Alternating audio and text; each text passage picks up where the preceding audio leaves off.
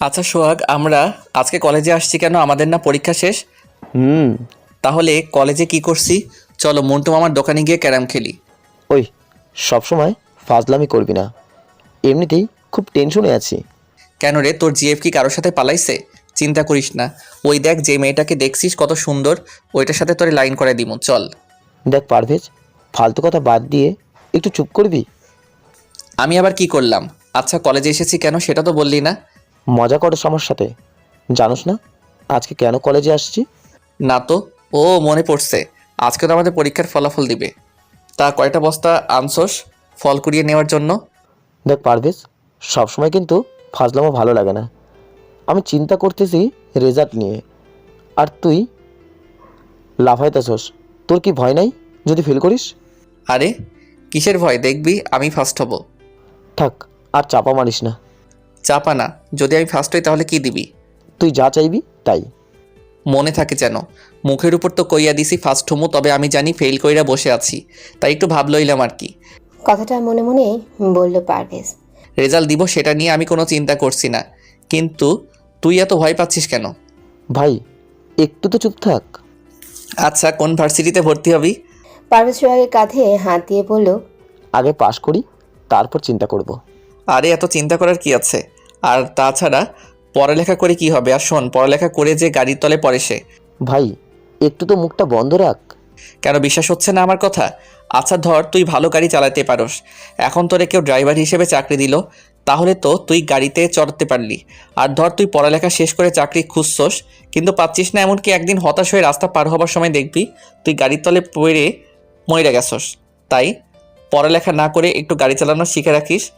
ভাই, তোর দুইটা পায়ে পড়ি, এখন তো একটু চুপ থাক। আরে পা ধরতে হবে না তোকে, দোয়া করে দিলাম, দেখবি তুই পাস। পারভেজ সোহাগের মাথায় হাত রেখে বলে।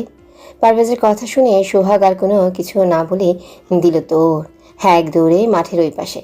পারভেজ দেখেই হাসতে হাসতে শেষ, কারণ সোহাগ দৌড়াবের সময় দুইবার উপর হয়ে পড়ে গেছে।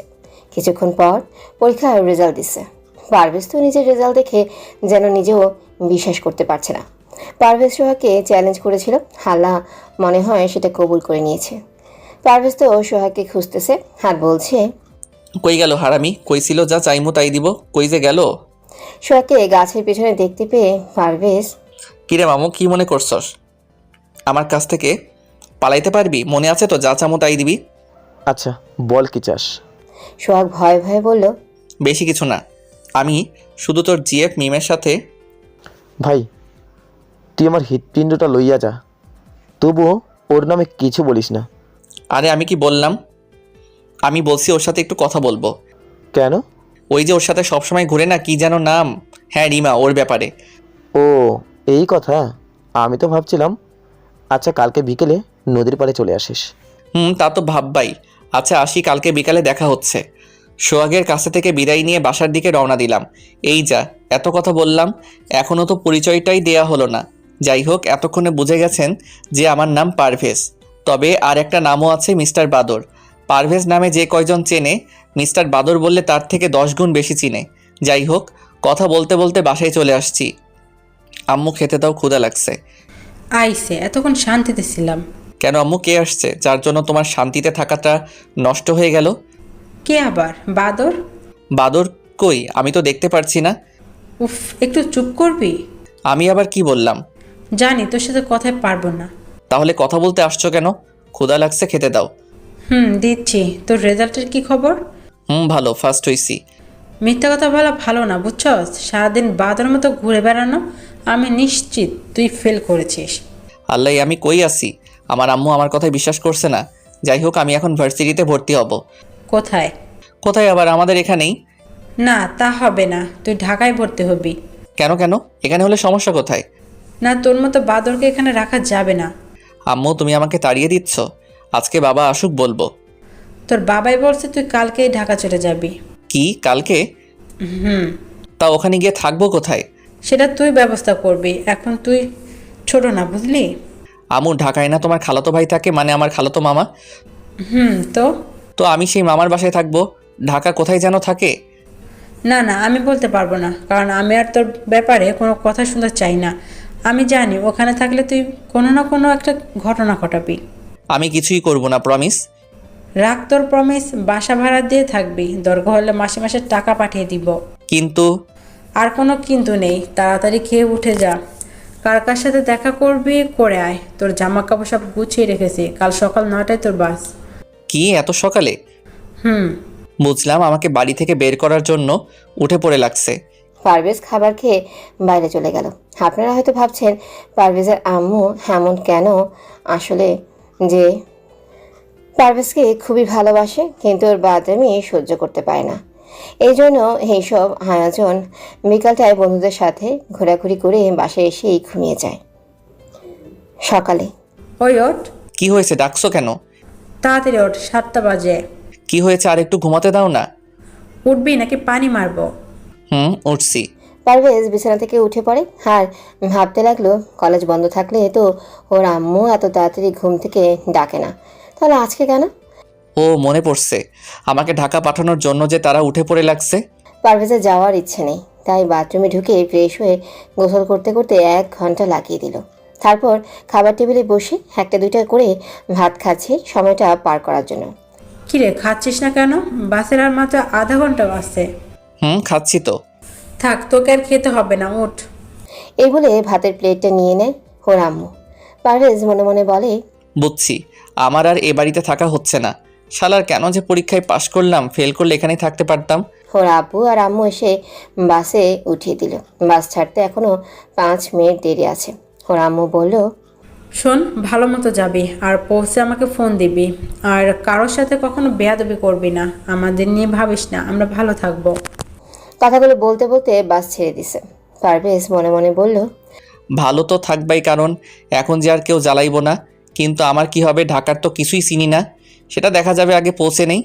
বাসের জানালার পাশে সিটে বসে আছে পারভেজ। বাড়ি থেকে বয়ে আসা বাতাসে চোখটা যে কখন লেগে গেছে বুঝতেই পারেনি। হঠাৎ একটা ঝাঁকুনিতে পারভেজের ঘুমটা ভেঙে যায়। কোথায় আছে সেটা জানে না সে। পাশে থাকা লোকটাকে জিজ্ঞেস করায় বলল, গাবতলী। তার মানে এখনো অনেক দূর। জানালার পাশে বসে বাইরের দৃশ্যটা দেখছে। একের পর এক গাড়ি চলছে, মানুষও তার ব্যস্ততায় হেঁটে চলেছে। আসলে শহরটা খুবই অদ্ভুত। অবশেষে গন্তব্যস্থানে পৌঁছায়। বিকেল হয়ে গিয়েছে, কিন্তু ও কোথাও যাবে কিছুই বুঝতে পারছে না। পরিচিত মানুষও নেই, তার উপর আবার বাসা খুঁজতে হবে। এখন কোথায় পাবে? রাস্তার পাশ দিয়ে হাঁটছে, কিন্তু বাসা কই পাবে সে? হঠাৎ একটা বাসার সামনে দেখলো ভাড়া দেওয়া হবে লেখা। গেট দিয়ে ঢুকতে যাবে, তখনই দেখলো এক লোক দাঁড়িয়ে আছে। মনে হয় দারোয়ান। কাকে চাই? এই বাসার মালিককে একটু ডাক দিন তো। কেন? বাসা ভাড়া নিব। কে কে আছে তোমার সাথে? শালার এটা কি দারোয়ান না অন্য কোনো কিছু? যেভাবে প্রশ্ন করছে মনে হয় যেন এই বাসাটা উনার। মনে মনে বলল পারভেজ। আপনার মালিককে ডাক দিন, ওনার সাথে কথা বলবো। আমি এই বাসার মালিক। পারভেজ তো কথাটা শুনে থতমত খেয়ে গেছে। ভীতু স্বরে বলে, আসলে আঙ্কেল আমি বুঝতে পারিনি, সরি। ঠিক আছে। বুঝতে পারলাম মানুষটা খুবই ভালো। তা আঙ্কেল, আমাকে কি বাসাটা ভাড়া দেওয়া যাবে? ঠিক আছে, তবে পরিচিত কেউ আছে যে তোমার পক্ষে সুপারিশ করবে? আল্লাহ, এ কেমন লোক! মনে হচ্ছে ব্যাংক থেকে লোন নিচ্ছে পারভেজ, যে তার পক্ষ নিয়ে কাউকে সুপারিশ করতে হবে। কেন আঙ্কেল? ব্যাচেলার মানুষ, কখন কি করে বসো তার হিসাব নেই, তাই পরিচিত কেউ থাকলে নিয়ে আসো, না হলে অন্য জায়গায় দেখো। হ্যাঁ, কেমন লোক রে বাবা! এখন পারভেজ পরিচিত মানুষ কই পাবে? কাউকে তো চিনে না। কিন্তু বাসাটা তো আর দরকার। সন্ধ্যা হতে চলল। গেটের সামনে দাঁড়ায় আছে। হঠাৎ দেখলো এক রমণীর আগমন। ওর দিকেই হাসছে। ওনাকে বলে যদি কোনো সাহায্য নিতে পারে, তাই বলল, এই যে আপু, শুনছেন? কি হয়েছে? আসলে আমি এখানে নতুন কাউকে চিনি না, বাসা ভাড়া নিতে গেছিলাম, বলছে পরিচিত কাউকে লাগবে। আমার হয়ে যদি একটু সাহায্য করতেন। আপনাকে কিছুই করতে হবে না, শুধু আমার পাশে দাঁড়িয়ে থাকলেই চলবে। কথাগুলি শুনেই মেয়েটা পারভেজের দিকে কেমন করে যেন তাকালো, কিন্তু মেয়েটা পরে রাজি হলো। মেয়েটাকে নিয়ে পারভেজ সেই বাসার সামনে গিয়ে লোকটাকে বলল, এই যে আঙ্কেল, শুনছেন? এটা হচ্ছে আমার ভাবি, আর উনি এখানে থাকেন একটু দূরে। এখন আমাকে রুমের চাবিটা দেন। কথাটা শুনে লোকটা পারভেজের দিকে হা করে তাকিয়ে আছে। এমন করে হা করে আছেন কেন? মশা ঢুকবে তো, চাবিটা দেন। লোকটা কিছু না বলে পারভেজের দিকে তাকিয়ে থেকেই চাবিটা দিয়ে দিল। পারভেজ পাশে তাকিয়ে দেখে মেয়েটা রাগিয়ে গজগজ করতেছে। দাঁত কেলিয়ে ও বলল, আচ্ছা ভাবি, আসি, ভালো লাগলে মাঝে মধ্যে আইসেন। কথাটা বলেই চাবিটা নিয়ে ভেতরে চলে গেল। পারভেজ রুমের মধ্যে ঢুকে দেখে রুমটা অনেক সুন্দর ও পরিপাটি করে গোছানো। দেখেই বোঝা যায় কোনো মেয়ে মানুষের কাজ, হয়তো বাড়িওয়ালার বউয়ের। ব্যাগটা রেখে বাসায় ফোন দিল। তারপর কিছুক্ষণ কথা বলে ফ্রেশ হতে চলে যায়। ফ্রেশ হয়ে বাইরে আসে, কিন্তু প্রচণ্ড মাত্রায় ক্ষুধা লাগছে। বাইরে থেকে খেয়ে আসবে তাই ভেবে রেডি হচ্ছে, এমন সময় কে যেন দরজায় টোকা দিল। দরজা খুলেই দেখে এক মধ্যবয়সী মহিলা। পারভেজ বলল, কে আপনি? আমি এই বাসার যে মালিক তার স্ত্রী। ওহ, বাইরে দাঁড়িয়ে কেন? ভেতরে আসুন। না, ঠিক আছে। রেডি হচ্ছ? কোথাও যাবে নাকি? হ্যাঁ, একটু বাইরে যাব, ক্ষুধা লাগছে তো তাই খাবার আনতে। বাইরে যাবে কেন? আমাদের বাসায় আসো। না না, ঠিক আছে, আমি বাইরে থেকে এনে নিব। ও, বুঝেছি, লজ্জা পাচ্ছ। আচ্ছা ঠিক আছে, বসো, আমি পাঠিয়ে দিচ্ছি। এই বলে উনি চলে গেল। আসলে এই মহিলাটা অনেক ভালো। কিছুক্ষণ বাদে মহিলাটি এসে খাবার দিয়ে গেল। পারভেজও খেয়ে দিয়ে ঘুমিয়ে পড়ল। সকালে খুব ভোরেই ঘুমটা ভেঙে গেল পারভেজের। বাইরে যে গাড়ির শব্দ, এর মধ্যেই ঘুমানো যায় নাকি? হাঁটতে হাঁটতে ছাদে চলে গেল। ও ছাদে উঠে দেখে এক কোনায় কেউ একজন দাঁড়িয়ে আছে। কাছে গিয়ে দেখে যে একটা মেয়ে, কিন্তু এত সকালে এখানে কি করে? পারভেজ বলল, এই যে শুনছেন? কথাটি বলার সাথে মেয়েটা পেছনে ফিরে তাকালো। তাকে দেখে তো পারভেজের চক্ষু কপালে উঠে গেছে। এটা তো কালকে সেই মেয়েটা। ও বলল, আপনি এখানে? তো কোথায় থাকবো? আর আমাকে দেখে কি আপনার ভাবি মনে হয়? মেয়েটা পারভেজের কলার ধরে বলে, এ কেমন মেয়ে রে বাবা, সোজা কলার ধরে ফেলছে। আজ তো একটা বজ্জাত। কথাটা মনে মনে বলল, এ কি, আপনি আমার কলার ধরছেন কেন? আসলে কালকে বাসাটা ভাড়া নেবার জন্য মিথ্যা কথা বলছি, কিন্তু আপনি এখানে কেন? আমার বাসা, আমি থাকবো না মানে? আপনার বাসা মানে? এটা আপনাদের বাসা? তাহলে কালকে যে লোকটা... আমার বাবা হয়। কথাটা শুনে এক কল্পনার রাজ্যে চলে গেল পারভেজ। বাবার সামনে তার মেয়েকে ভাবি বানাইতেছে, তার মানে নিশ্চয়ই কালকে তার উপর দিয়ে ঝড় বয়ে গেছে একটা। ভাবছে আর মনে মনে হাসছে, কিন্তু প্রকাশ করতে পারছে না, যদি বুঝে যায়। জানেন, কালকে আপনার জন্য আমার আব্বু আমার উপর অনেক রাগ করেছে। এর শাস্তি তো আপনাকে পেতেই হবে। সরি, আমি জানতাম না, কিন্তু উপকারও তো হয়েছে আপনার জন্য আমার। এই যে আপনি আমাকে সাহায্য করছেন, যার জন্য আল্লাহ আপনাকে অনেক সওয়াব দিছে। নিকুচি করি আপনার সাহায্যের। নাম কি আপনার? পারভেজ। আপনার? সুলতানা। বাসা কোথায় আপনার? নারায়ণগঞ্জ। ও, শুনুন, এখানে থাকতে হলে ভালোভাবে থাকতে হবে। আর আমার সাথে ফাইজলামি করলে তার ফল ভালো হবে না কিন্তু। ফাইজলামি তো করলামই না। বেশি কথা না বলে নিজের রুমে যান। কেন যাব? আর আমি এখানে বাসা ভাড়া নিছি, সুতরাং আমার এই ছাদে আসার অধিকার আছে। বাসাটা আপনার না, আপনার বাবার। আপনার যাবার দরকার হলে আপনি চইলা যান। সুলতানা রাগান্বিতভাবে পারভেজের দিকে আসছে, তাই দেখে ও দিল দৌড়। নিজের রুমের দিকে দৌড়াচ্ছে আর ভাবছে, কেমন মেয়ে রে বাবা, বাড়িওয়ালার মেয়ে হয়েছে বলে কি ছাদ থেকে চলে যেতে বলবে? ঠিক আছে, প্রতিশোধ আমিও নিমু একদিন। পারভেজ রুমে বসে আছে, এমন সময় সোহাগের ফোন। ও বুঝলো না এত সকালে হারামি সোহাগ কিসের জন্য ফোন দিছে। কিরে হারামি, এত সকালে ফোন দিছস কেন?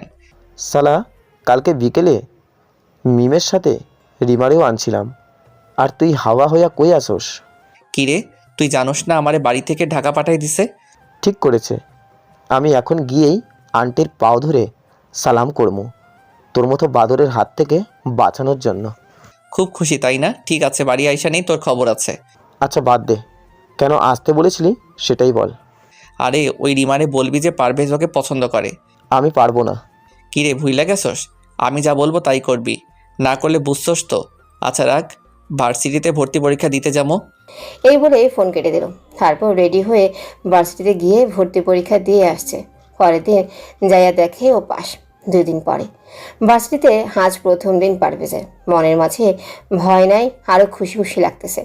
কত মেয়ে বন্ধু পাবে, এইটা ভেবেই পারভেজ পোর্ট্রেটস ভেতরে এসে দেখে সুলতানা ওর বান্ধবীদের সাথে বসে আছে। এটাই সুযোগ প্রতিশোধ নেওয়ার। সেদিন ছাদ থেকে নামাই দিছিল বলেই দৌড়াই গেল তার কাছে। আরে সুলতানা ভাবি, কেমন আছো? কথাটা বলার সাথে সাথেই পারভেজের দিকে অন্যভাবে তাকায় আছে। কি রে, সুলতানা ভাবি বলছে মানে? তুই বিয়ে করেছিস? কই আমাদের দাওয়াত দিলি না তো? নাম কি দুলা ভাই? দেখতে কেমন? সুলতানার বান্ধবীটা বলল। সুলতানা রাগে সাপের মতো ফসফস করতেছে, তাই দেখে পারভেজ দৌড়ায় ক্লাসে চলে গেল। খুব হাসি পাচ্ছে ওর। যাক, প্রতিশোধটা ভালোই মতোই নিতে পারছে। ভার্সিটির প্রথম দিনটা ভালোই লাগলো। পারভেজের কয়েকটা বন্ধুও হয়েছে, সবাই অনেক ভালো। তারপর ওদের কাছ থেকে বিদায় নিয়ে বাসার দিকে রওনা দিল। বাসায় এসে ব্যাগটা রেখে ফ্রেশ হয়ে বাইরে বের হবে, দেখে সুলতানা দরজার সামনে দাঁড়ায় আছে। ওই, সমস্যা কি আপনার? সকলের সামনে আমাকে ভাবি বললেন কেন? এমনি। এমনি মানে? আপনার জন্য আমার বান্ধবীগুলো আমাকে ভুল বুঝছে। সেটা আপনার বান্ধবীদেরকে বলুন, আমাকে বলছেন কেন? আপনাকে বলছি কেন, তাই না? কালকে ভার্সিটি থেকে ওদেরকে সত্যি কথা বলবেন, নইলে। সুলতানা পারভেজের কলার ধরে কথাটা বলল। বলবো না? আমার কলার ধরছেন কেন? বলবি না? না বললে তোরে খুন কইরা ফেলমু। কেমন বজ্জাত, তুই তুকারি শুরু করে দিছে। মনে মনে ভাবছে, আচ্ছা সেটা কালকে দেখা যাবে, এখন ছাড়ুন, বাইরে যাব। মনে থাকে যেন। পারভেজ সেখান থেকে বাইরে চলে গেল আর বলল, রুমের সামনে গিয়ে আমার কলার ধরে আমাকে ভয় দেখায়। ঠিক আছে, কালকে কলেজে আসুক, এর প্রতিশোধ তো আমি নিয়েই ছাড়বো। পরের দিন পারভেজ ভার্সিটির গেট দিয়ে ঢুকতেই ভূতের মতো সুলতানা ওর সামনে এসে হাজির। ওই চলুন। কই যাবো? পার্কে। ঠিক আছে চলেন। কি বললেন? কই কি বললাম? আমি কিন্তু শুনছি। শুনছেন যখন আবার জিজ্ঞাসা করেন কেন? কোথায় যেতে হবে? মনে নেই কালকে কি বলেছি? আমার বান্ধবীদের কাছে গিয়ে বলবেন যে আমি আপনার ভাবি না। যাব না। যাবেন না? শুনতে পান না? কানের ডাক্তার দেখাইয়েন। এরপরে আর কোনো কথা না বলে পারভেজের কলার ধরে টানতে টানতে নিয়ে যাচ্ছে সুলতানা। পুরো ভার্সিটির ছেলেমেয়েরা ওদের দিকে তাকায় আছে। পারভেজ মনে মনে বলল, আমার তো মান সম্মান শেষ করে দিচ্ছে এই মেয়ে। ঠিক আছে নিয়ে চলো, প্রতিশোধটা তুলবো আমি। ওই বল ওদেরকে। কি রে, বলবি না কি? আচ্ছা বলছি। প্রিয় আমার ভাই শালীরা, কেমন আছেন? আর এটা হচ্ছে আমার ভাবি, কিন্তু নিজের মুখে বলতে লজ্জা পাচ্ছে, তাই আমাকে নিয়ে এসেছে আপনাদের বলার জন্য। পাশে তাকায় দেখে সুলতানা তেলে বেগুনে ফুলতেছে। পারভেজ তো তা দেখে দিছে দৌড়। যাক, প্রতিশোধটা ভালো মতো নেওয়া হয়েছে। কিরে পারভেজ তোকে ওইভাবে কলা ধরে নিয়ে গেল কেন? চিনিস ওকে? আর ও হচ্ছে আমার ভাবি, মানে এখন থেকে এই ভার্সিটির ভাবি বানাই দিব। মানে? তারপরে ও রাফিকে প্রথম থেকে সবই বলল। শোন ভাই, আমি স্পষ্টভাবে দেখতে পাচ্ছি তোর ভবিষ্যৎ অন্ধকার। এখনই একটা দোকানে গিয়ে লাইট কিনে রাখ। কেন? কারণ এই মেয়েটা যে মাত্রার বজ্জাত, দেখবি তোকে একবারে তেজপাতা বানিয়ে ছেড়ে দেবে। তার উপর আবার ওদের বাসায় ভাড়া থাকিস, ভালো চাস তো বাসাটা চেঞ্জ করে ফেলিস। আমারে কি দুধে ধোয়া তুলসী পাতা মনে করছস? আমার গ্রামে শুনে দেখিস। আচ্ছা বাদ দে, চল ক্লাসে যাই। চল। ক্লাস শেষে ভার্সিটির বাইরে বের হওয়ার সাথে সাথে কিছু একটা সাথে বেঁধে পারভেজ পড়ে গেল। পরে দেখে সুলতানাকে ল্যাং মারছে, সাথে ওর বান্ধবীরাও হাসে, আর প্রত্যেকজনের হাতে একটা করে লাঠি। পারভেজ উঠে দাঁড়াতে যাবে, অমনি সুলতানা লাঠি দিয়ে একটা বাড়ি মেরে দিল। আর ওর চারপাশে গোল করে ঘুরতেছে। পারভেজ তো একটা নিরীহ ছেলের মতো মাঝখানে বসে আছে আর মনে মনে বলছে, আজকেই বুঝি আমার এই পৃথিবীর বুকে শেষ দিন, কিন্তু এত তাড়াতাড়ি শেষ হবার ইচ্ছা আমার নাই। বলেই সুযোগ বুঝে দিল এক দৌড়। দৌড় দেবার সময় একটা নালার মধ্যে পড়ে গেছে, সারা গায়ে ময়লা লেগে গেছে। পারভেজের এমন অবস্থা দেখে তো সবাই দাঁত সব কয়টা খুলে হাসা শুরু করছে। এমনিতেই বিপদ, তার উপর আবার এটা। এখন বাসায় যাবে কিভাবে? রাস্তায় এক পাশ দিয়ে বাসার দিকে আসতেছে দেখে সুলতানাও বাসায় ঢুকলো। পারভেজ বাসায় ঢুকতে যাবে, দেখে বাড়িওয়ালা আঙ্কেল এসে বসে আছে। আর সুলতানা ওকে দেখে দাঁড়ায়া মুচকি মুচকি হাসতেছে। এই পাগল, কে তুমি? বের হও এখান থেকে, দুর্গন্ধ আসছে। আরে আঙ্কেল, আমি পারভেজ। তোমার এমন অবস্থা হলো কি করে? আর বইলেন না আঙ্কেল, রাস্তা দিয়ে আসার সময় কয়েকটা মহিলা কুকুর দৌড়ানি দিছিল, তাই দৌড় দিতে গিয়ে পড়ে গেছি। ঠিক বলেছ, যেভাবে কুকুরের আমদানি হচ্ছে বাসা থেকে বের হওয়াই মুশকিল। যাও গিয়ে তাড়াতাড়ি ফ্রেশ হয়ে নাও। পারভেজ পাশে তাকায় দেখে সুলতানা রাগান্বিত ভাবে ওর দিকে তাকায় আছে। হতো মনে মনে খুশি। এতক্ষণ তুমি হাসছো, এখন আমি হাসি। হা হা হা। পারভেজ রুমে গিয়ে ফ্রেশ হয়ে নিল। রুমের মধ্যে বসে একটু ফেসবুকে ঢুকলো। কিছুক্ষণ বাদে দেখে বাড়িওয়ালা আঙ্কেল এসে হাসি। ও বুঝলো না তার মানে কি, সুলতানা কিছু বলছে নাকি। কি করো? কিছু না, এমনি বসেছিলাম। আচ্ছা, আজকে রাত্রে আমাদের এখানে খেতে এসো। সমস্যা নেই, আমি বাইরে থেকে খেয়ে আসবো। তোমাকে আসতে বলছি, আসবা? জি। তারপর তিনি চলে গেলেন। রাত্রে রেডি হয়ে ওদের বাসায় গেল। পারভেজ দেখলো সবাই খাবার টেবিলে বসে আছে, সেও বসলো সুলতানার পাশে। রমণী দেখি বিরক্তি ও রাগান্বিত ভাব নিয়ে বসে আছে। শুনলাম রাস্তায় নাকি তোমাকে কুকুরে দৌড়ানি দিয়েছিল। জি আন্টি, ভাগ্য ভালো যে ওইগুলো মহিলা কুকুর ছিল, তাই পালায় আসতে পারছি। তাদের সাথে বসে খাচ্ছে, কিন্তু ওর মনে হচ্ছে যেন নিজের বাসা, যেটা লাগছে নিজের হাতে নিয়ে খাচ্ছে।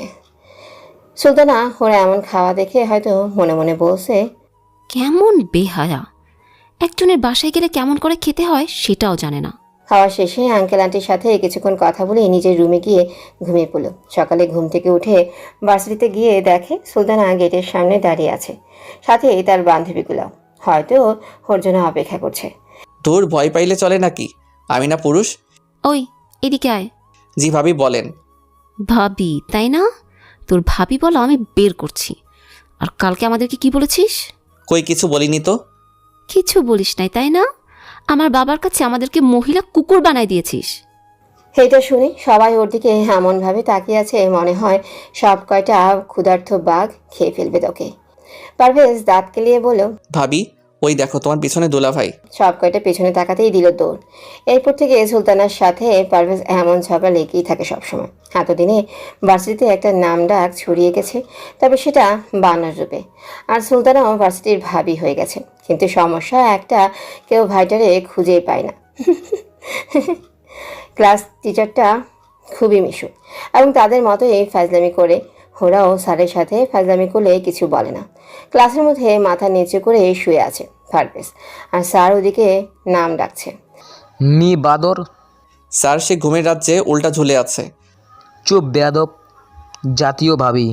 পারভেজ তো স্যারের কথা শুনে মাথা উঠে স্যারের দিকে তাকায়। আজকে স্যারও সুলতানাকে জাতীয়ভাবে বলতেছে। সুলতানার দিকে ও তাকিয়ে দেখে রাগে সামনে থেকে বইগুলো ফেলে দিয়ে চলে গেল। পারভেজ তো মনে হয় এবার শেষ। এতদিন বন্ধু বান্ধব বলছিল, আর আজকে স্যার, এবার আর মনে হয় না বাঁচতে পারবে। মনে মনে বলল, স্যার এটা কি করলেন? আপনিও ভাবি বলা শুরু করছেন, কিন্তু আমার কি হবে? পারভেজ ভার্সিটি শেষে বাইরে এসে দেখে সুলতানা ও তার বান্ধবীগুলা হাতে লাঠি নিয়ে খুবই রাগান্বিতভাবে দাঁড়িয়ে আছে। কিন্তু তারপরও সে সাহস নিয়ে এগিয়ে যেতেই সব কয়টা লাঠি দিয়ে পিটানো শুরু করছে। কিছুক্ষণ মারার পর সবাই থামলো। ভাবি তাই না? এতদিন তোরা বলতি, আর এখন তো স্যারও বলা ধরেছে। তোকে তো আজকে আমি মেরেই ফেলবো। আরে মরে যাব তো। আমি বুঝতে পারিনি যে স্যারও তোমাকে ভাবি বলবে। বুঝতে পারোনি তাই না? তোকে তো মেরেই ফেলবো। দেখো আমি কিন্তু তোমার বাবার কাছে গিয়ে বলে দিব। কোনো উত্তর না দিয়ে আরও কিছুক্ষণ পিটিয়ে চলে গেল। পারভেজের তো সারা শরীর ব্যথা, কোনো মতে বাসায় চলে এলো। আরে পারভেজ, তোমার এই অবস্থা হলো কি করে? আর বললেন না, সেদিনকার ওই মহিলা কুকুরগুলো আজকেও দৌড়ানি দিছিল, কিন্তু প্রতিবাদ স্বরূপ আমি একটা ইট মারছি, আর তার চোখে লাগছে সেই জন্য পাবলিকে মারছে। কি, একটা কুকুরকে ইট মারার জন্য মারছে? আসলে মহিলা কুকুর তো, আর আমাদের দেশে তো মহিলাদের অনেক সম্মান, সেই জন্য। আচ্ছা যাও, নিজের রুমে চলে যাও। উনি কি সুন্দর! পারভেজ কথা বিশ্বাস করে নিল। রুমের মধ্যে শুয়ে আছে পারভেজ, প্রচণ্ড ব্যথা করছে। মেয়েগুলোর গায়ে কি শক্তি! সন্ধ্যার সময় দেখে সুলতানা ওর রুমে এসে হাজির। ওই তোর কি একটুও লজ্জা নেই? এত মারলাম, তারপর আবার মহিলা কুকুর বলছোস? তখন তো তোমরা কয়েকজনে একসাথে ছিলে, তাই মারতে পারছো। এখন কিন্তু একা আছো, সাবধানে কথা বলবে। তুই আমার বাসায় থেকে আমাকেই ভয় দেখাচ্ছিস। কি করবি কি আমাকে? হ্যাঁ, পারভেজ উঠে গিয়ে দরজাটা বন্ধ করে সুলতানার কাছে এগিয়ে আসছে। দেখ কাছে আসবি না, নইলে কিন্তু খারাপ হয়ে যাবে। দেখি কার খারাপ হয়। পারভেজ সুলতানার হাড় একটু কাছে এগিয়ে যেতেই ও একটা লাথি এমন জায়গায় দিছে, তারপর ওর আর কিচ্ছু মনে নেই। সকালে উঠে দেখে ফ্লোরে পড়ে আছে। তাড়াতাড়ি উঠে বাসাটির দিকে যাবে, এমন সময় রাফির ফোন। কিরে কি হয়েছে? কোথায় তুই? বাসায় ভার্সিটির জন্য বেরোচ্ছি। ভার্সিটিতে আসতে হবে না, আগামী 15 দিন বন্ধ থাকবে। ও আচ্ছা ঠিক আছে, তো রাখ। ও বুঝলো না ভার্সিটি বন্ধ কেন। 15 দিন বন্ধ আছে, তাই ভাবলো এই ফাঁকে একটু বাড়ি থেকে ঘুরে আসা যাক। জামা কাপড়গুলো গুছিয়ে বের হয়ে নিচে আসতেই দেখে সুলতানাও বের হচ্ছে। পারভেজ তো পেছন থেকে গিয়ে তার মাথায় একটা গাঁটটা মেরে ভোদর একেবারে বাড়িতে চলে আসছে। আম্মু, ও আম্মু কই গেলা? কিরে বলা নেই এমন হুট করে চলে এলি, আর সার মতো চেঁচাচ্ছিস কেন? বাড়িতে আসার সাথেই করে দিছো? ক্ষুধা লাগছে, খেতে দাও। আগে গিয়ে ফ্রেশ হয়ে আয় যা। ফ্রেশ হয়ে ও এসে খেয়েই বেরিয়ে পড়লো মাঠের দিকে। হাসতেই দেখে সোহাগ বসে আছে।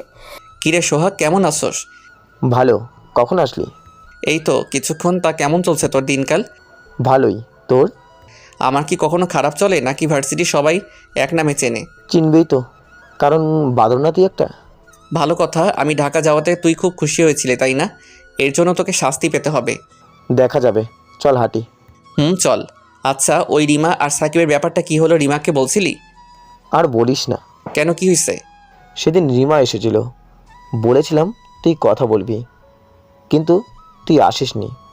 পরের দিন ওর সাথে যখন দেখা হয় তখন ওর কাছে সাকিবের কথা বলতেই দিছে একটা। কি দিছে পাপ্পি? আরে না, থাপ্পড় দিছে। আমার তো এখনও মনে আছে থাপ্পড়ের কথা।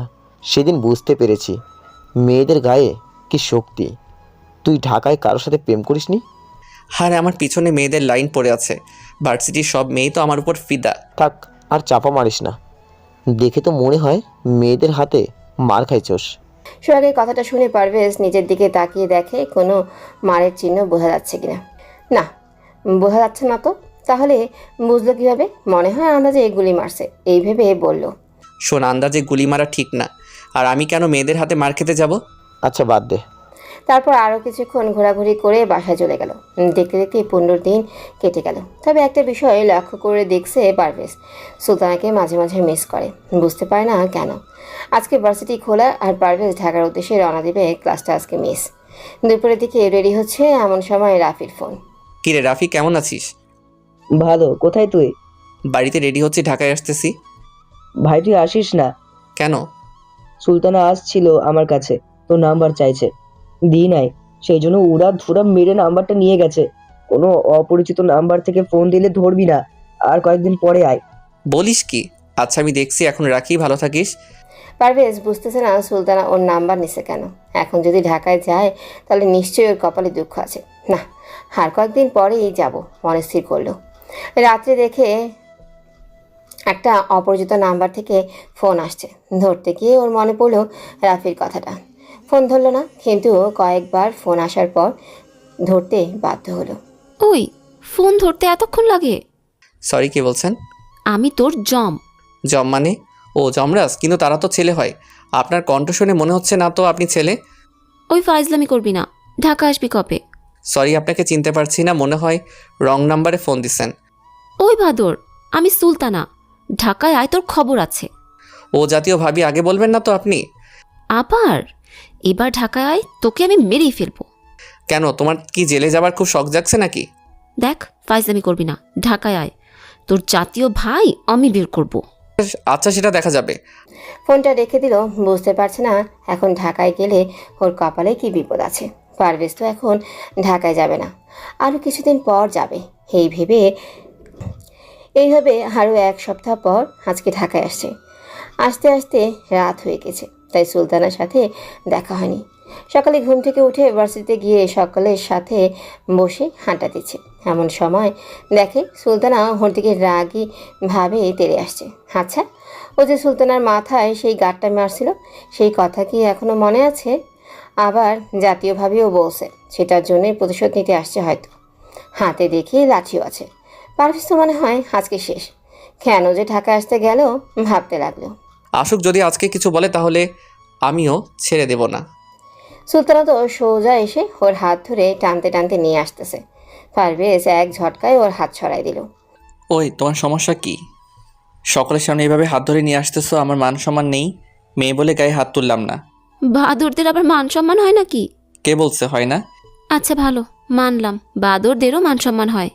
এখানে নিয়ে আসলে কেন? নিয়ে আসলাম কেন, ভুলে গেছো নাকি? সেদিন আমাকে ফোনে আবারও জাতীয় ভাবি বলেছিলা। মনে আছে তো, কি করবা শুনি? কিছু না, তোমাকে একটা কথা বলার জন্য এখানে নিয়ে এসেছি। কি কথা? জানো তুমি, যখন এই কয়দিন তুমি ছিলে না, তোমাকে খুব মিস করেছি। সারাক্ষণ তোমার কথা মনে পড়তো। এসব বাদ দিয়ে কি বলতে চাও সোজাসুজি বলো। আসলে আমার মনে হয় আমি তোমাকে ভালোবেসে ফেলেছি। তুমি কি আমাকে ভালোবাসবে? সুলতানার মুখে ভালোবাসি কথাটা শুনে কিছুটা অবাক হলেও পারভেজ। আচ্ছা, এটা ওর কোনো নতুন চাল নয় তো, ভালোবাসার জালে ফাঁসিয়ে প্রতিশোধ নেওয়ার?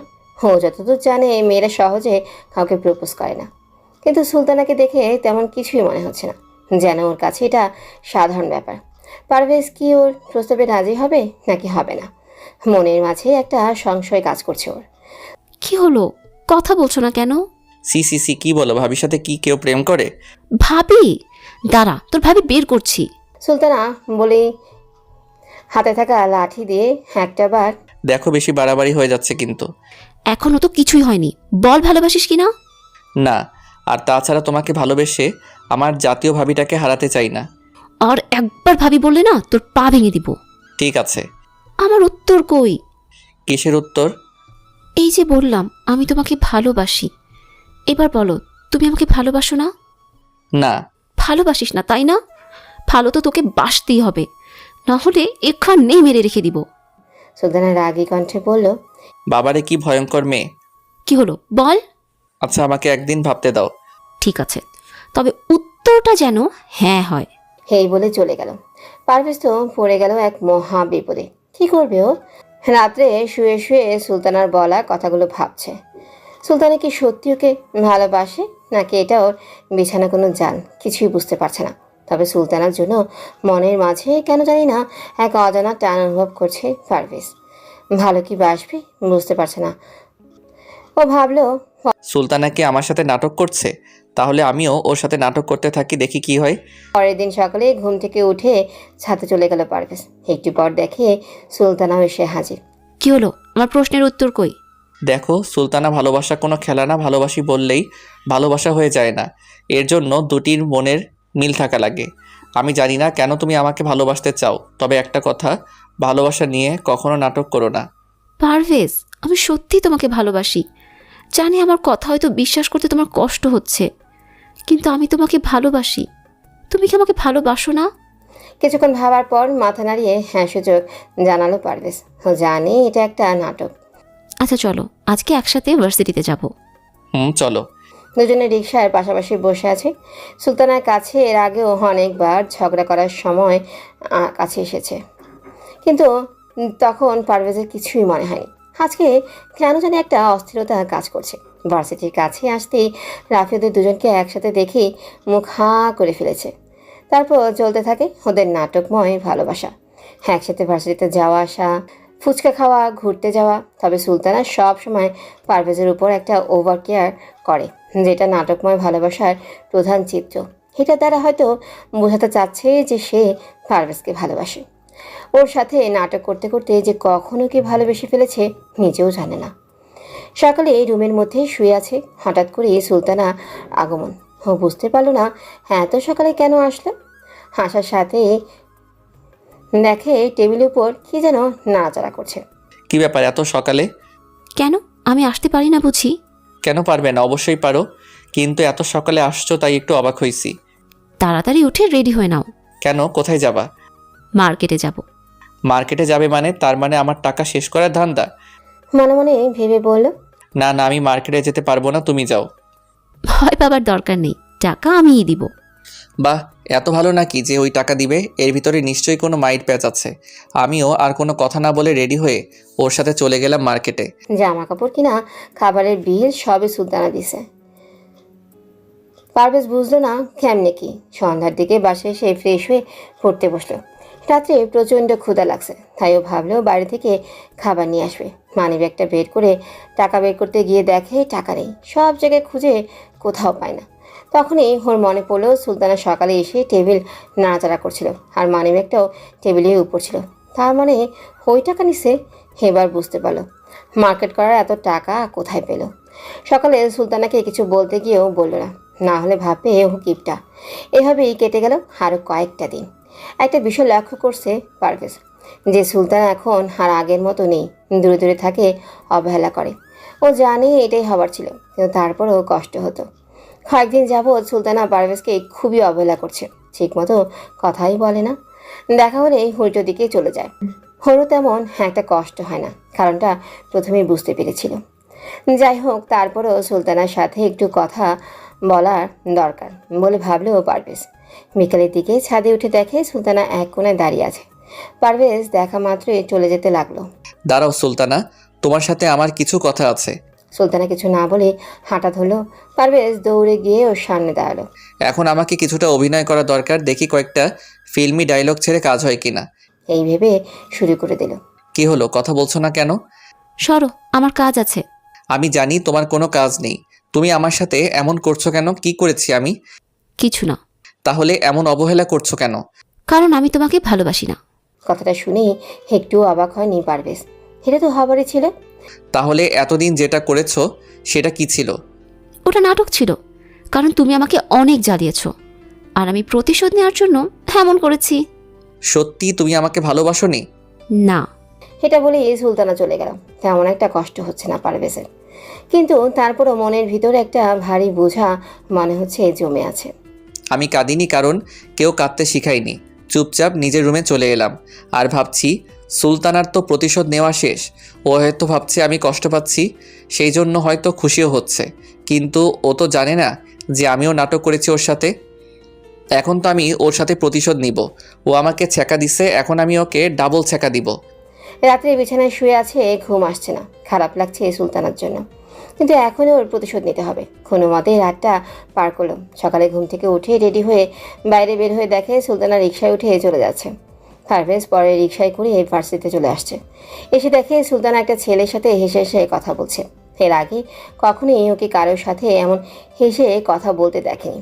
হয়তো আমাকে কষ্ট দেওয়ার জন্য এমনটা করছে, কিন্তু আমারও তো প্রতিশোধ নিতে হবে। কিন্তু কিভাবে?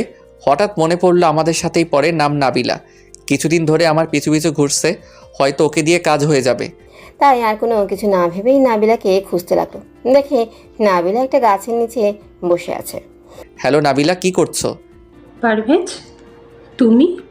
কেন, আমি কি তোমার সাথে কথা বলতে পারি না? কেন পারবে না? আসলে কখনো কথা বলো না আমার সাথে, তাই একটু অবাক হলাম। আচ্ছা বাদ দাও, কেমন আছো? ভালো আছি আমি। এই তো ভালো। তোমার জিএফ কেমন আছে? আমার আবার জিএফ কোথা থেকে আসলো? ওই যে সুলতানা। আরে ওটা তো জাতীয় ভাবি, আর আমাকে একটু তার সাথে অভিনয় করতে বলছিল। সে আমার জিএফ হয় না। সত্যি? সত্যি। কিন্তু তুমি এত খুশি হচ্ছ কেন? আসলে আমি না তোমাকে। কি হলো, থামলে কেন? বলো তুমি আমাকে। বাদ দাও না, পরে বলবো। চলো না হাঁটি। চলো। পারভেজ আর নাবিলা পাশাপাশি হাঁটছে। সুলতানা কাছে আসতেই নাবিলার হাতটা ধরলো। নাবিলা কিছু বলেনি, শুধু একটা মুচকি হাসি দিয়েছিল। সুলতানার সামনে দিয়ে যাচ্ছে পারভেজ, দেখলো সুলতানা রাগই ফুলতেছে আর ওদের দিকে একভাবে তাকিয়ে আছে। ওর এমন তাকানো দেখে পারভেজ নাবিলার আর একটু কাছে ঘেঁষে হাঁটতে লাগলো। তারপর দুজনে মিলে ক্লাসে একসাথে বসে ক্লাস করলো। সারা ক্লাস ধরে সুলতানা ওদের দুজনের দিকেই তাকিয়েছিল। ভার্সিটি ছুটির পর পারভেজ আর নাবিলা একসাথে বের হয়েছে। আচ্ছা নাবিলা, যাও, আবার কালকে দেখা হবে। কিন্তু কালকে একটু তাড়াতাড়ি আসবে, একসাথে ঘুরবো। আচ্ছা, ভালো থেকো। নাবিলা ওর মতো চলে গেল। নাবিলাকে বিদায় দিয়ে পারভেজ পিছনে তাকিয়ে দেখে সুলতানার রাগে ফুলতে ফুলতে ওর পাশ দিয়ে চলে গেল। কি রে পারভেজ, তোকে দেখলাম নাবিলার সাথে ঘুরতে। সুলতানা দেখেও কিছু বললো না, ব্যাপারটা কি? তারপর রাফিকে ঘটনাটা খুলে বলল পারভেজ। বাহ, ভালোই তো পারিস, এবার মজা হবে। আচ্ছা আসি রে, ভালো থাকিস। বাসায় এসে ফ্রেশ হয়ে চলে গেল ছাদে। এক কোণায় দাঁড়িয়ে শহরটাকে দেখছে ও। নাবিলার সাথে কথা বলছো কেন? কথাটা শুনে পেছনে তাকিয়ে দেখে সুলতানা দাঁড়িয়ে আছে। মানে? নাবিলার সাথে কথা বলো কেন? সেটা আমার ব্যক্তিগত ব্যাপার, তোমাকে বলতে বাধ্য নেই। এরপর আর ওর সাথে কথা বলবে না। আমি ওর সাথে কথা বলবো কি বলবো না সেটা তুমি বলার কে? কেন? নাবিলা তোমার কে হয় যে কথা বলতেই হবে? ও আমাকে ভালোবাসে আর আমিও তুমিও কি ভালোবাসি। কেন? তুমি না আমাকে ভালোবাসো? সিসি, কি বলো এসব? ভাবিদের সাথে প্রেম করা যায় নাকি? আবার শুরু করেছো? তুমি আমাকে ভালোবাসো না, তাহলে এতদিন কি করছিলে? আমি বুঝতে পেরেছিলাম যে তুমি আমার সাথে নাটক করতেছো, তাই আমিও নাটক করছি। সেটা যাই হোক, এখন থেকে আর ওর সাথে কথা বলবা না। কেন? কারণ আমি তোমাকে ভালোবাসি। দেখো ভাবি, এসব নাটক তোমার কাছে থাক, আমি চললাম। এই বলে ওখান থেকে চলে গেল। পরের দিন বাসা থেকে একটু তাড়াতাড়ি বের হয়েছে পারভেজ। সুলতানাও পিছনে আসছে। পারভেজ তো রীতিমতো নাবিলার সাথে ঘোরাঘুরি শুরু করে দিছে। ওই মেয়ে, তোমার ওর সাথে এত কিসের কথা? যাও এখান থেকে। ও যাবে না, তোমার দরকার হলে তুমি যাও। কি হলো, শুনতে পাওনি? যাবে না কি? বললাম না ও যাবে না। আর তাছাড়া আমাদের মাঝখানে আসার তুমি কে? যাও এখান থেকে। এই বলে ওখান থেকে নাবিলাকে নিয়ে চলে গেল। যাক, প্রতিশোধটা নেওয়া যাচ্ছে। আরও কিছুক্ষণ ঘোরাঘুরি করলাম দুজন, তবে সুলতানাকে আর দেখতে পাইনি। বাসায় এসে দিলাম এক ঘুম। পরের দিন সকালে ভার্সিটিতে যাওয়ার জন্য রেডি হচ্ছে, এমন সময় বাড়িওয়ালা আঙ্কেল এসে হাজির। কেমন আছেন আঙ্কেল? ভালো। ভার্সিটিতে যাচ্ছ বুঝি? জি। আচ্ছা, তোমার আব্বু আম্মুর নাম্বারটা দাও তো। কেন আঙ্কেল? এমনি দাও তো। নাম্বারটা দিয়ে বাইরে এসে ভাবছে ওর বাসার নাম্বারটা নিয়ে কি করবে, বুঝতে পারছে না কিছুই। বিকালের দিকে ভার্সিটি থেকে এসে দেখে আব্বু আম্মু রুমের মধ্যে বসে আছে। আব্বু আম্মু তোমরা এখানে কখন আসলে? এইমাত্র। কিন্তু কেন? শুনলাম এখানে এসেও নাকি বাদরামি করিস, বাড়িওয়ালার মেয়ের সাথে প্রেম করেছিস, এখন নাকি বিয়ের কথায় বলাতে এড়িয়ে যাচ্ছিস। কি দেখো আম্মু, সে যা বলছে সব মিথ্যা। আমি কেন তার মেয়ের সাথে প্রেম করতে যাব? চুপ, বেশি কথা বলবি না, তোকে খুব ভালো করেই চিনি। বাড়িওয়ালা আমাদের এখানে ফোন করে আনিয়েছে, এখন তোকে তার মেয়েকে বিয়ে করতে হবে। কি অসম্ভব, আমি বিয়ে করতে পারবো না। বিয়ে তো তোকে করতেই হবে, কারণ তোর জন্য আমাদের বদনাম হোক এটা আমরা চাই না। সহজভাবে বিয়ে করলে ভালো, না হলে জোর করে করাবো। দেখো আম্মু, তারা যা বলছে তা সম্পূর্ণ মিথ্যা। চুপ, যা গিয়ে রেডি হয়ে আয়। আমি যাব না। আচ্ছা, তোর বাবাকে পাঠাচ্ছি। না না, যাচ্ছি তো। পারভেজ পড়েছে এক মহা বিপদে। ও জানে এটা সুলতানার কাজ, ওদের দুজনের বিয়ে পড়ানো হচ্ছে। পারভেজ তো শুধু নাবিলার কথা চিন্তা করছে, ওর কি হবে। আর সুলতানাকে বিয়ে করে আনন্দও লাগছে, কিন্তু প্রতিশোধের ডাবল ছ্যাঁকা তো খাওয়ানো উচিত। একেবারে দরকার হয় বাসরাতেই দিবে। বিয়ে পড়ানো শেষে রুমের বাইরে দাঁড়িয়ে আছে পারভেজ, আর ভেতরে সুলতানা ভাবছে কিভাবে ওর সাথে প্রতিশোধ নেওয়া যায়। মোবাইলে একটা রিংটোন সেট করে নিল। রুমের মধ্যে ঢুকে দরজাটা লাগিয়ে দেওয়ার সাথে সাথেই বেজে উঠল। পারভেজ ফোন ধরে শুরু করে দিয়েছে। হ্যালো নাবিলা জানু, বাবুই পাখি আমার, কেমন আছো? কি করতেছো? আচ্ছা, কালকে একটু তাড়াতাড়ি এসো, আমরা সিনেমা দেখতে যাব, বুঝছো? বাই জানু। পারভেজ ফোনটা রেখে তো মনে মনে হাসছে। মনে হয় না আজ পর্যন্ত কেউ বাসরাতে তার বউকে এমন ছ্যাঁকা দিছে। যাক, ডাবল ছ্যাঁকাটা ভালো মতো দেওয়া হয়ে গেছে, এটা ভাবছে আর হাসছে। হঠাৎ মনে হলো পেছন থেকে কিছু একটা দিয়ে মাথার উপর বাড়ি মারা হয়েছে। তারপরে আর কি হয়েছে মনে নেই।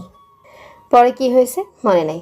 যখন জ্ঞান ফিরল নিজেকে বিছানার উপর আবিষ্কার করলো মাথাটা এখনও ব্যথা করছে। যে জোরে মারছে, ভাগ্য ভালো যে মাথাটা ফাটেনি। বিছানা থেকে উঠতে যাবে, মনে হলো নিচে উপরে কিছুই নেই। মাথাটা কম্বলের ভেতর ঢুকিয়ে তো অবাক, এটা কিভাবে হলো।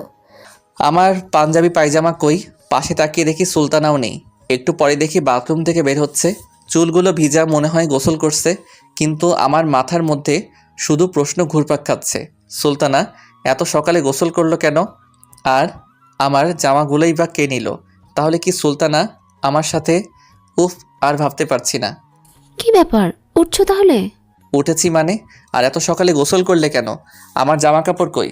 কেন, তুমি জানো না মেয়েরা কেন এত সকালে গোসল করে? না, আমি জানি না। আর আমার জামা কাপড়গুলো কি করছো? বারে, কালকে রাতে কি কি করলে মনে নেই বুঝি তোমার? দেখো, আমার মনে আছে তোমার আর আমার মাঝে রাতে কিছুই হয়নি, কারণ আমি অজ্ঞান হয়ে পড়েছিলাম। মিথ্যে বলছো কেন? লজ্জা পাচ্ছ বুঝি? দেখো, ফাইজলামি করবা না বলে দিলাম। ফাজলামি করতে আমার বয়ে গেছে। তোর সাথে কিছুই হয়নি আমার, বুঝলি? কেমন বজ্জাতের বজ্জাত দেখছেন, নিজের স্বামীকে তুই করে বলছে। এতদিন পর্যন্ত তো ঠিক ছিল, বিয়ের পরও এর প্রতিশোধ তো আমি তুলেই ছাড়বো। তাহলে আমার জামা কাপড়গুলো?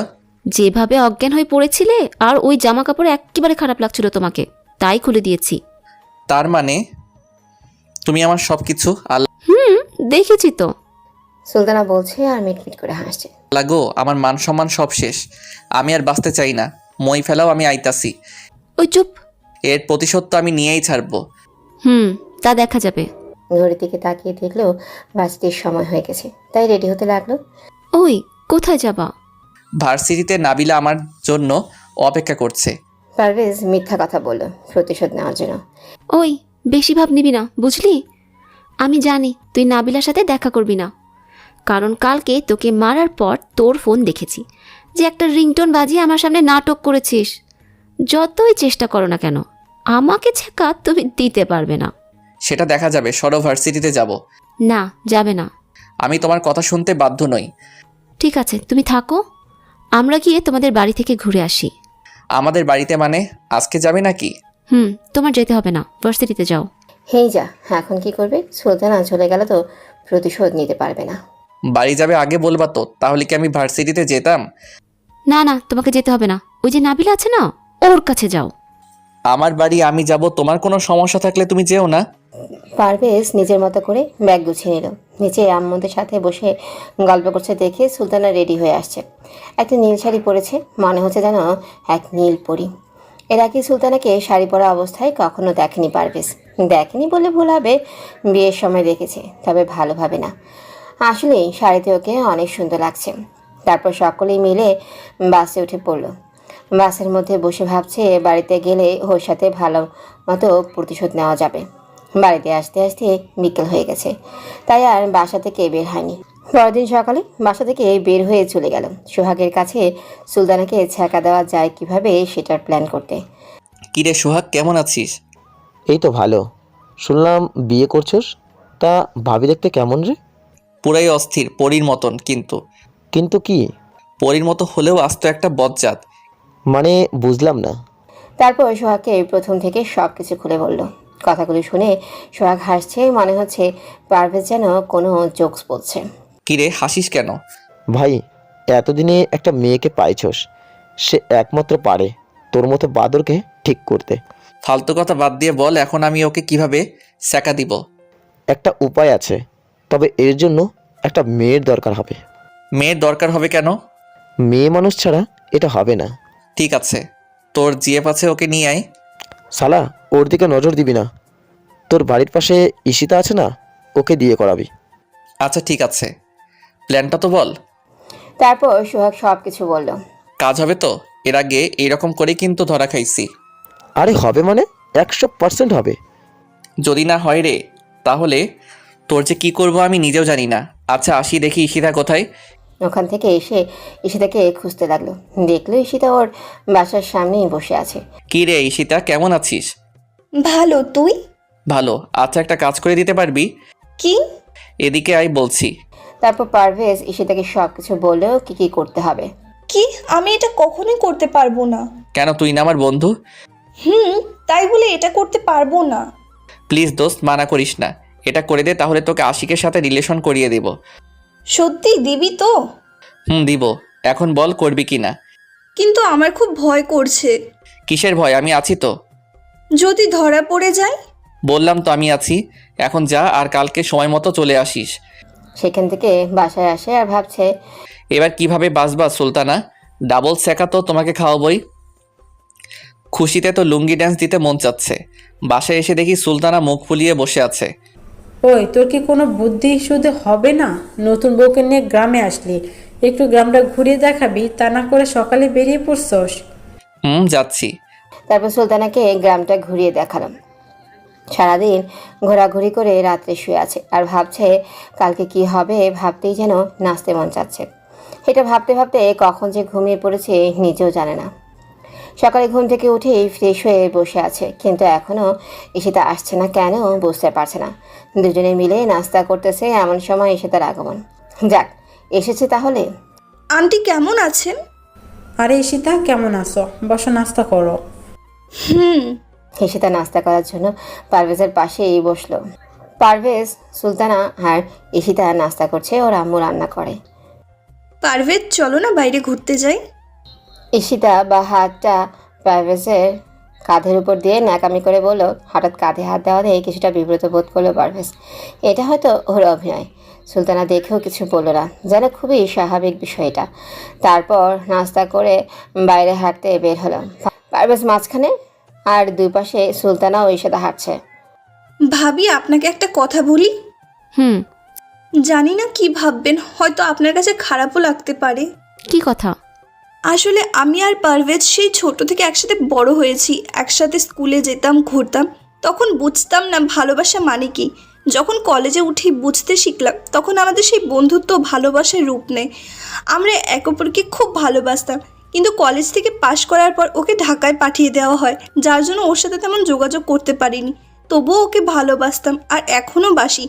পারভেজও আমাকে ভালোবাসে, কিন্তু বলছে না ওর মা বাবার সম্মানের জন্য। আপনিই পারেন আমাদের এই অসম্পূর্ণ ভালোবাসাকে সম্পূর্ণ করে দিতে। তাই বলছি, যদি পারভেজকে আমার কাছে ফিরিয়ে দেন তাহলে আমি আপনার কাছে চিরকৃতজ্ঞ থাকবো। আমি তো হা হয়ে শুধু ওর কথাগুলো শুনছিলাম। বাহ, কি সুন্দর অভিনয় করে কথা বলতে পারে। ওকে তো আমার অস্কার দিতে মন চাচ্ছে। সুলতানার দিকে তাকিয়ে দেখি মুখটা ফ্যাকাশে হয়ে গেছে, হয়তো এখনই কেঁদে দিবে। যাক বাবা, ডাবল ছেঁকা তো দেওয়া গেছে। সুলতানা আর কোনো কথা না বলে বাসার দিকে চলে গেল। বাহ, কি অভিনয়টাই না করলি, কিছু বুঝতেই পারলো না। তোকে তো অস্কার দেওয়া উচিত। অস্কার দিতে হবে না, আশিককে রাজি করা। করাবো, তবে এই নাটকটা আরও 2 দিন করতে হবে। মাত্র 2 দিন, মনে থাকে যেন। আচ্ছা বাবা, থাকবে। আর বিকালের দিকে আসিস। আচ্ছা। বাসায় চলে গেল। পারভেজ নিজের মতো বাসার দিকে রওনা দিল, কারণ সুলতানার ছ্যাঁকা খেয়ে ব্যাকা হওয়া মুখটা দেখতে হবে তো। বাসায় এসে দেখে সুলতানা বিছানার উপর বসে কান্না করছে। একদিকে যেমন খুশি লাগতেছে, আবার অন্যদিকে ওর কান্না দেখে খারাপও লাগছে, কিন্তু ওকে বুঝতে দিল না, কারণ প্রতিশোধটা এখনও নেওয়া হয়নি। পারভেজ কোনো কথা না বলে বিছানার অন্য পাশে বসে পড়ল। তোমরা একে অপরকে ভালোবাসো? তাহলে আমাকে আগে বলনি কেন? বলতে চেয়েছিলাম কিন্তু বলিনি, কারণ তুমি হয়তো বিশ্বাস করতে না আমার কথা। দেখো যা হয়েছে, তার জন্য আমি খুবই দুঃখিত। আমিও যে ওকে খুব ভালোবাসি। পারভেজের মুখে ভালোবাসি কথাটা শুনে সুলতানা হারও কান্না করা বাড়িয়ে দিল। পারভেজ আর কোনো কিছু বলল না। বিকালের দিকে পারভেজ আর সুলতানা ছাদে বসে আছে। ওর মনটা এখনও খারাপ। কিছুক্ষণ বাদে ঈশিতা এসে হাজির। পারভেজ, কি করো? কিছু না, বসো। তারপর পারভেজ আর ঈশিতা অনেকক্ষণ গল্প করলো। সুলতানা শুধু ওদের দিকেই তাকিয়েছিল। এক পর্যায়ে উঠে চলে গেলে ঈশিতাও উঠে বাসায় চলে যায়। এভাবেই কেটে যায় 2 দিন। এই 2 দিনে সুলতানাকে অনেক কাঁদিয়েছে, আর কাঁদাতে চায় না। সত্যিটা এবার ওকে বলে দেওয়া দরকার। এই ভেবে বলে দিব এমন সময় ঈশিতা এসে উপস্থিত। পারভেজ, আমার সাথে একটু বাইরে আসো তো। আসছি। বাইরে চলে এলো দুজন। কিরে, ডাকলি কেন? 2 দিন হয়ে গেছে, এখন চল আশিকের সাথে আমার রিলেশনটা করিয়ে দিবি। আচ্ছা তুই যা, আমি আসছি। তা বললে হবে না, তোকে আমার চেনা আছে, চল বলছি। ঈশিতা হাতটা ধরে টানতে টানতে নিয়ে এলো। সুলতানাকে আর এখন বলা হলো না। আচ্ছা, আর 2 দিন পরে বললে তো আর একটু ভালো হয়, তাহলে কষ্টটা বুঝতে পারবে। সিদ্ধান্ত নিল 2 দিন পরেই বলবে। পারভেজকে আশিকের কাছে পাঠিয়ে নিজের গাছের আড়ালে দাঁড়িয়ে পড়ল। কিরে আশিক, কেমন আছিস? ভালো, তুই? ভালো। আচ্ছা তুই কি কাউকে ভালোবাসিস? হঠাৎ এই প্রশ্ন কেন? ভালোবাসিস কিনা সেটা বল। হ্যাঁ। কাকে? ঈশিতাকে ভালোবাসি, কিন্তু বলতে পারছি না, কারণ এর আগে ও যখন আমাকে প্রপোজ করেছিল তখন ওকে না বলে দিয়েছিলাম, সেই জন্য ওর সামনে গিয়ে বলতে লজ্জা করে। আমি যদি ওর সাথে তোর রিলেশন করিয়ে দেই? সত্যি? পারভেজ ঈশিতাকে ডাক দিল। ঈশিতা তোকে এখনো ভালোবাসে, কিন্তু বলতে ভয় পাচ্ছে। যদি আবারও ফিরিয়ে দিস? ঈশিতা, সত্যি তুমি আমাকে এখনো ভালোবাসো? শোন, ভালোবাসবি চিপাই চুপাই গিয়ে অথবা লুকাই লুকাই, কারণ তোদেরকে একসাথে যদি সুলতানা দেখতে পায় তাহলে সমস্যা হয়ে যাবে। মনে থাকবে? সেটা নিয়ে তোর চিন্তা করতে হবে না, যা এখান থেকে। বা এখন বিয়ে পাইয়ে আমারে চিনতেছে না, আমিও কোনো কিছু না বলে চলে আসতেছি। আর ওদিকে দুজন কি কথায় না বলছে। আসলে নতুন প্রেমে পড়লে যা হয় আর কি। বাসায় এসে দেখলো সুলতানা নেই। ব্যাপার কি, কোথায় গেল? সারা বাড়ি খুঁজেও দেখলো না কোথাও। আম্মু, সুলতানা কোথায়? কোথায় আবার? ঢাকা। ঢাকা মানে? ঢাকা মানে চলে গেছে। চলে গেছে, কিন্তু কেন? জানি না, দেখলাম ব্যাগ নিয়ে বেরিয়ে গেল। আমি জানি তোর সাথে কোনো সমস্যা হয়েছে, যার জন্য রেগে চলে গেছে। এখন যা, গিয়ে নিয়ে আয়। চলে গেল আর তুমি তাকে আটকানোর চেষ্টা করবে না? আজব। আমি তো ভাবছি ডাবল চেকাটা ভালো মতোই কাজে লেগেছে, যে রেগে বাসা থেকে চলে গেছে। অনেক হয়েছে, এখন ওকে সত্যিটা বলা দরকার। পারভেজ বাসা থেকে বের হতে যাবে, দেখে সুলতানা স্বয়ং দরজার সামনে দাঁড়িয়ে আছে। আর ওর দিকে চোখটা বড় করে যাবে তাকিয়ে আছে, মনে হচ্ছে খেয়ে ফেলবে, কিন্তু বুঝতে ও পারছে না হঠাৎ করে ফিরে আসা আর ওর উপর এত রেগে যাওয়ার কারণ কি। তাহলে কি যাবার সময় ঈশিতা আর আশিকে একসাথে দেখে ফেলেছে? যদি দেখে তাহলে তো আজকে আমি শেষ, কেউ বাঁচাতে পারবে না। শালার কেন যে ওদের রিলেশনটা তাড়াতাড়ি করিয়ে দিলাম। এখন নিজেই নিজের মাথার চুল ছিঁড়তে মন চাচ্ছে। তুমি কোথায় গিয়েছিলে? আমি খুঁজতে বের হচ্ছিলাম। রুমে চলো। তুমি যাও, আমি আসছি। যেতে বলছি, চলো। সুলতানা রাগী কণ্ঠে বলল। যাচ্ছি। আমি নিশ্চিত সুলতানা ওদেরকে দেখে নিয়েছে। এবার তো আমি শেষ। মনে হয় ডাবল ছেঁকা দিতে গিয়ে নিজেই খেয়ে গেলাম। আল্লাহ বাঁচাই দিও, আর কখনো ডাবল ছেঁকা দিব না যদি বেঁচে থাকি তো। পারভেজ রুমের মধ্যে যাওয়ার সাথেই তো দরজাটা বন্ধ করে দিল সুলতানা। হেদিক ওদিক কি যেন খুঁজতেছে। কি খুঁজো? লাঠিটা যে কই গেল? লাঠি কেন? তোকে আজকে মেরেই ফেলবো তাই। কেন, আমি কি করছি? এই কি করছিস? দাঁড়া, তোকে দেখাচ্ছি। লাঠিটা পাওয়ার সাথে সাথেই মারা শুরু করে দিল আর বলতে লাগলো, আমাকে কষ্ট দিতে তোর ভালো লাগে তাই না? তোকে তো আজকে আমি মেরেই ফেলবো। সুলতানা বলছে হার মারছে। মারছো কেন? ব্যথা লাগে তো। ব্যথা লাগার জন্যই তো মারছি। কেন, আমি কি করছি? কি করেছিস জানিস না? ওই ঈশিতা নাকি ওর সাথে তুই ছোটবেলা থেকে ভালোবাসাবাসি তাই না? হুম। মিথ্যে কথা বলার জায়গা পাস না। একটা মিথ্যে অভিনয় করে আমাকে কষ্ট দিলি, তোকে তো আজকে আমি ছাড়বই না। লাগছে তো। আর কে বললো আমি মিথ্যা বলছি? এখন ন্যাকা সাজা হচ্ছে। আমি যাবার সময় দেখলাম ঈশিতা একটা ছেলের সাথে জড়িয়ে ধরে বসে কথা বলছে। আমি সামনে দাঁড়াতে সব সত্যি কথা বলে দিয়েছে। এখন কোথায় যাবা? শালারা আর প্রেম করার জায়গা পেল না। ওই কি বললি? কই কিছু না তো। এবারের মতো মাফ করে দাও, আর কখনো এমন ভুল হবে না। এই যে কান ধরছি, নাক ধরছি। না, তোকে তো শাস্তি পেতেই হবে আমাকে কাঁদানোর জন্য। এখানে কি আমার দোষ নাকি তোমার? মানে? বিয়ের আগে তোমাকে খুব করে ভালোবেসেছিলাম, কিন্তু তুমি কি করলে, আমাকে ফেলে চলে গেলে। তখন আমিও খুব কষ্ট পেয়েছিলাম, আর সেই জন্য আমি প্রতিশোধ নিতে চেয়েছিলাম। তোমার কি মনে হয় তুমি একাই কষ্ট পেয়েছিলে? মানে? আমিও অনেক কষ্ট পেয়েছিলাম। কেন, তুমি না বলেছিলে যে তুমি অভিনয় করেছো? প্রথমে তোমার সাথে অভিনয় করেছিলাম আমাকে ভার্সিটিতে জাতীয় ভাবি বলে অপমান করার জন্য। ভালোবাসার ফাঁদে ফেলে তোমাকে কষ্ট দিতে চেয়েছিলাম, কিন্তু অভিনয় করতে গিয়ে কখন যে ভালোবেসে ফেলেছি আমি নিজেও জানি না। কিন্তু তুমি আমাকে সত্যি ভালোবাসো কিনা এটা দেখার জন্য দূরে চলে গিয়েছিলাম। আর আমি দূরে চলে যাওয়ার সাথে সাথে তুমি নাবিলার কাছে চলে গেছো। সেই জন্য সোজা তোমাকে বিয়ে করে নিলাম। তখন যেমন আমাকে ভালোবাসোনি, আর এখনও বাসো না। কে বলেছে আমি ভালোবাসি না? আমিও ভালোবাসি, কিন্তু সেটা তোমাকে বুঝতে না দিয়ে তোমাকে ডাবল ছেঁকা দিতে চেয়েছিলাম, কারণ আপন কেউ অবহেলা করলে কেমন কষ্ট হয় সেটা বোঝানোর জন্য। কিন্তু সেটা আর হলো না। ডাবল ছেঁকা দিতে গিয়ে উল্টা নিজেই খেয়ে গেলাম। মিথ্যে বলছো তুমি। সত্যি আমি তোমাকে ভালোবাসি, আর ওই ঈশিতা আমার ছোটকালের বন্ধু, এর বেশি কিছু না। সত্যি তুমি আমাকে ভালোবাসো? অনেক। তাহলে আমাকে তো কষ্ট দিলে কেন বিয়ে করার পরও? ওই যে বললাম প্রতিশোধ নেওয়ার জন্য। আর তুমিও কি কম নাকি? এখন যে মারা মারছো, সারা শরীর ব্যথা হয়ে গেছে। খুব লেগেছে বুঝি? না না, তোমার হাত তো অনেক নরম, ব্যথা লাগতে পারে না। ওই তেরা কথা বলবি না, না হলে। আচ্ছা বলবো না, সত্যি খুব লেগেছে। কাছে আসো, আদর করে দেই। যতগুলো মারছো এখন ততগুলো পাপি দিবা। তাই না? তাই। আচ্ছা, কাছে আসো, দিচ্ছি। সুলতানার ঠোঁটটা ধীর গতিতে পারভেজের ঠোঁটের কাছে এগিয়ে আসছে। এই দাঁড়াও। কি হলো? তোমার ঠোঁট ধুয়ে আসো। 1 কেজি লিপস্টিক লেগে আছে, যদি ওটা আমার পেটে যায় তাহলে আমি শেষ। দাঁড়াও, তোমাকে আজকে লিপস্টিকই খাওয়াবো। এই না, কাছে আসবে। কতক্ষণ ছিল কেউ জানে না।